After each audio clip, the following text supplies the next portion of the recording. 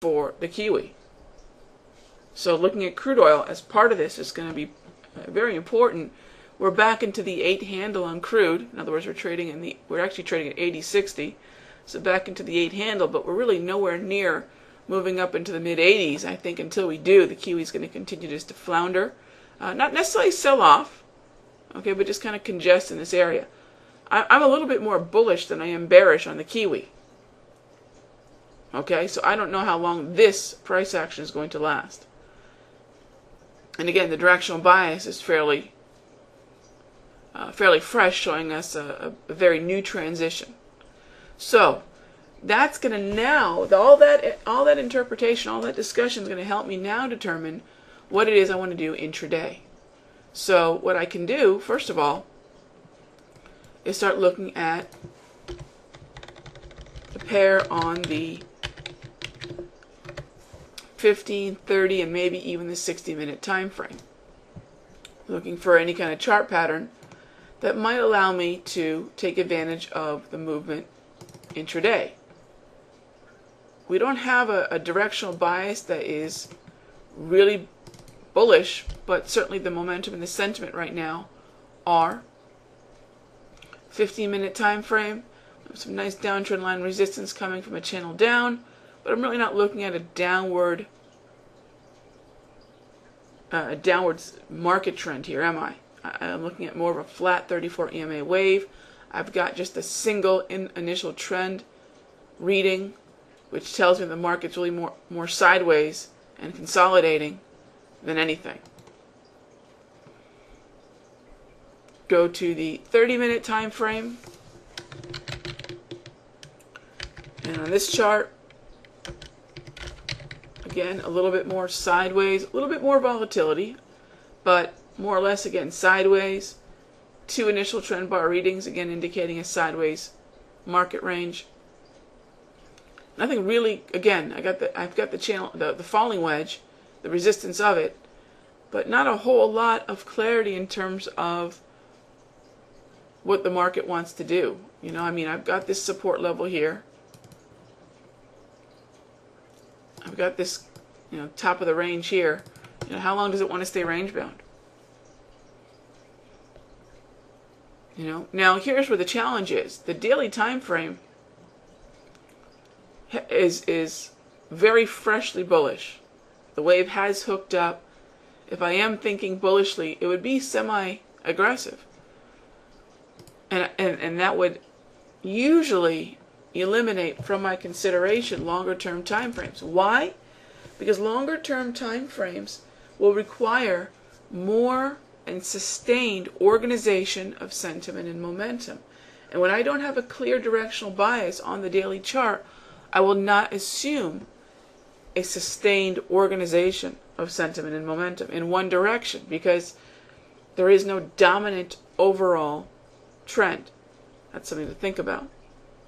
And again, this chart, this uptrend, is definitely reflecting a significant amount of recent Kiwi weakness. And I just don't know that with a weak dollar, that's necessarily, with this kind of suddenly weak US dollar, I don't know that's where I want to be with the Fed forecasting low rates between now and 2013. Now, the dollar is bouncing a bit today, that's for sure. And that's because the Dow is down right now 250 points. So again, the volatility is definitely going to rule the remainder of summer, and who knows for how much longer. And it's just kind of crazy back and forth risk aversion. Yet another reason to focus on shorter term time frames so you can stay nimble. My main concern with remaining bullish on this chart is really going to be a back and forth pull with commodities. And commodities are going to be particular to this pair. Anytime you're talking about the Kiwi and the Aussie, for that matter. Here's where your push and pull for commodities is going to come in. Okay? And by the way, if you are going to look intraday, definitely, consider the support and resistance of the PowerStats. Okay? Projecting out time-based volatility based, historical price movement based, support and resistance. Very unique tool. This really is a very unique tool, and one of my favorites, quite frankly. But let me, and because we are talking about the euro, New Zealand dollar, let me mention that what happens to commodities when the equities market, when risk aversion seems to be gone, just disintegrating? Well, commodities will go down because commodities typically benefit from this overall risk appetite where there's global expansion, and with that expansion comes the demand for commodities, right? And despite the fact that oftentimes the dollar will be weaker in an environment where the Dow is stronger, nonetheless, what you will see is commodities rallying. Okay, so you have a kind of a perfect storm. Let me explain. Stronger equities market, okay? Demand for commodities, stronger equities market, weaker US dollar, which then also, because the dollar has less purchasing power, when it's down, will then, not so coincidentally, also be a bullish factor on commodities in general. But right now, when we're seeing an environment where the Fed has said we're going to keep interest rates low, that's dollar negative, and we're seeing a morning where the Dow right now is down 235, that's Dow negative. Okay, with a weaker dollar, we would expect slightly higher commodities prices, but with that weaker open expected, that lack of risk appetite, that lack of global expansion, we also will lack a certain amount of demand for commodities. So that's where, when we see a weak dollar and a weak Dow, it's a more difficult interpretation of what's going to happen with this pair, with commodity prices, and at the same time that risk aversion is euro bearish. So there's a lot of different, and I'm not even talking about I haven't really gotten into the fundamentals of either one of those pairs yet. I'm just talking about their intra-market relationship. You know? So my recommendation would be to stick short term. You know, look for intraday setups, but I just don't know that there's a lot of market clarity right now. And again, the daily chart is freshly showing a transition. If you believe that the euro is going to continue to gain on the Kiwi, or I should really say, if you believe that the Kiwi is going to continue to weaken, and therefore also against the euro, then the 240-minute time frame is probably your best bet. There's the swing trade here.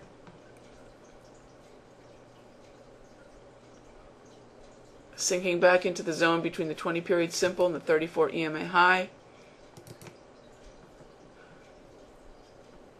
The chart pattern that was really nice. Look at this chart pattern that triggered as the market transitioned. Amazing. Really nice falling wedge in that downtrend. And then wham, that Kiwi started to lose ground. Falling wedge reversal. That is just a perfect setup, because at the moment of the falling wedge reversal, we had gone slightly neutral, broke the wave, broke the downtrend line, and then also went green. That's about as textbook a chart as you can get for a trend reversal. That is just textbook, because this was a sharp trend reversal. A lot of confirmation here. That's just textbook. Neutral to bullish on the way the green, the red to blue to green grab candles reflected market sentiment and momentum. Wave break, pattern break. So in this one move, we had a trend reversal and a pattern reversal. That's just textbook. That's the 4-hour Euro Kiwi. And now we're getting a little bit of a correction to the support of the wave. Okay? So I should also add, this is not necessarily a pair that I do a lot of trading in. If it's a pair that is very new to anybody here as well, my other recommendation would be then to make sure that you are familiar with the trading rhythm of the pair.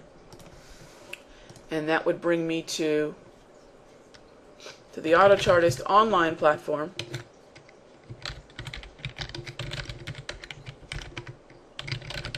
It's a great way to familiarize yourself with the habits of any pair, really.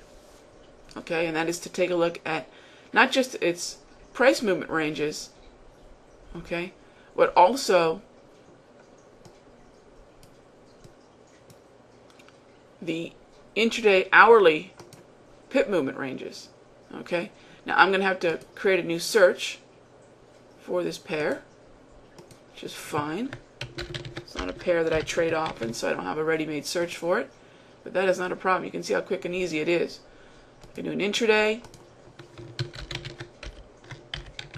and then I also like to include the end of day. And what I do, if you noticed, is under one search I use one pair and all the time frames that Autochartist scans for.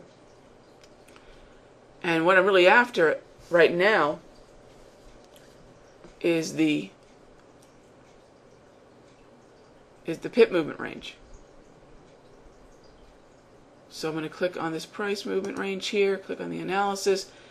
I can get the price forecast right on my chart using MT4.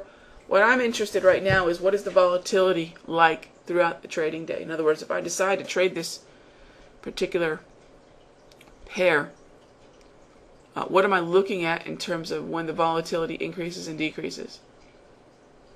And what's the rhythm of this pair? It will give me an idea of what type of expectation in terms of price movement and what kind of risk I may be taking on. So it's a very quick way to familiarize yourself with the mannerisms of a pair, when to expect a drop in volatility, when to expect a pickup in volatility, and what the typical price movement range is like, hour by hour. It's dissected right here on the price movement range by hour of day study within the Autochartist online platform.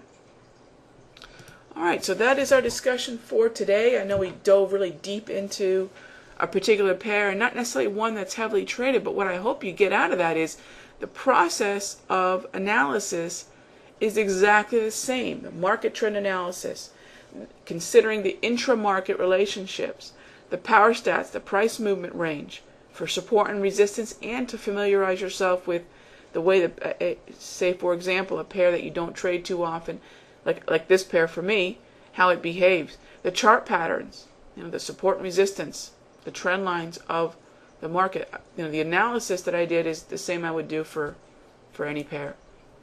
So thank you for joining me. Hope this was helpful, and I will see you in our next presentation.